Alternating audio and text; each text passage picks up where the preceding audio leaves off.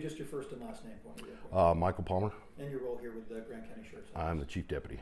Okay, so what did you guys put out this morning as it pertained to the flood missing person scenario back in June of last year?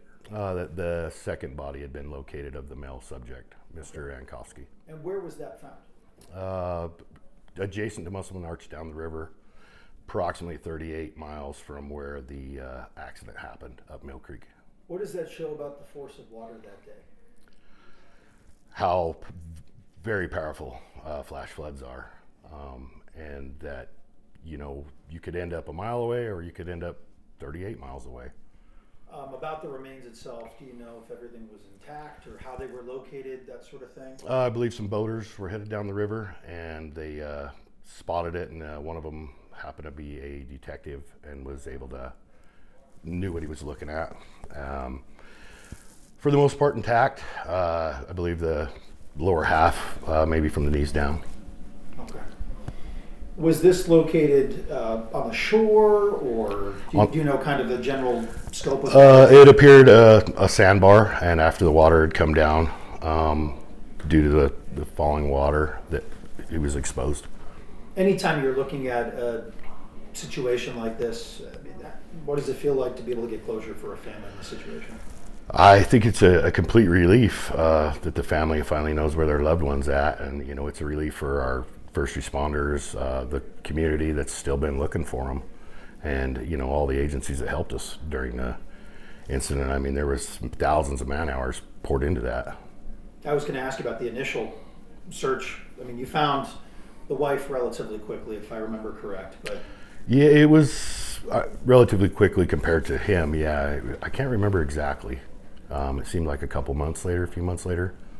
Not very far. Was it a situation where you probably exhausted everything right here locally, I guess, in a targeted area where you think maybe he could have gone? And we searched from where the incident took place clear to the Colorado River and then up and down the river several miles. Oh, for probably 2 weeks. And then there was kind of not much more we could do after that. Is there ever a point in a situation like this, because some people are ultimately never really found, or maybe found years later? This was a pretty long time to finally get some sort of closure to where is this second individual? Yeah, I mean, 9 months is a long time. I mean, it wouldn't have surprised me if it had taken longer either. Yeah. Don't use that. Yeah, for people who weren't here, describe what that event that day was like.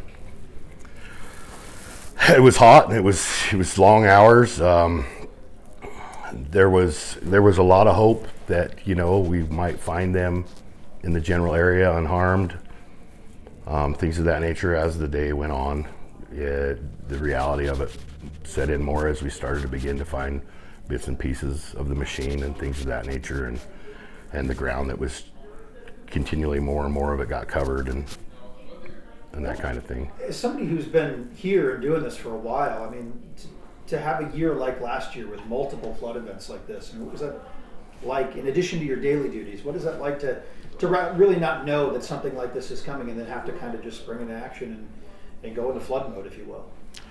It's getting to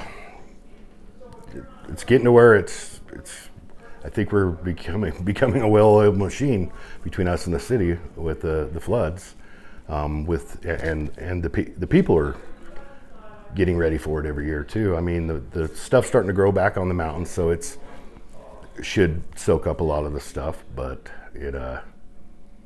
nobody's looking forward to it, I can tell you that. Hopefully it's not as bad as it's been in the last couple of years, but. And one of the things is with a flood like that, you learn where the areas are, right? I mean, isn't that not a positive thing, but it is an informative thing? Yes, there's been a lot of mitigation done in the creek beds through town. If you'll drive around town, you'll see there's a lot of heavy equipment, new rock beds placed in there to hopefully get the water to move through the area faster without obstruction. Have you ever seen kind of a flooding event like that before to that magnitude? I mean, that was a big one. You had a couple smaller ones or different ones in the year, but I mean, history speaking, Was that kind of the most significant that you guys had worked on? That's the most significant I've seen where there's a lot of damage to property. I mean, I've seen some pretty extensive flooding out in the desert, riding dirt bikes and things like that, but you just stayed away from it, got to high ground and waited for it to subside, and a lot of times it took several hours for it to go away. Anything else on this situation that you want the folks to know? Just anything else we missed? We would like you to respect the family in their grieving at this time, and to not contact them or anything of that matter. How vital is the medical examiner's office in a situation like this? I mean, you find this months later, and it seems like they came back with a pretty quick ID. I don't think there's any way we could get it done without them. The resources they have to identify remains are very helpful. Cool. Thank you, Mike. Anything else, Randy? No. Cool. We saved your battery. I always think about the questions you guys are going to ask, and I'm like, da, da, da, da, da.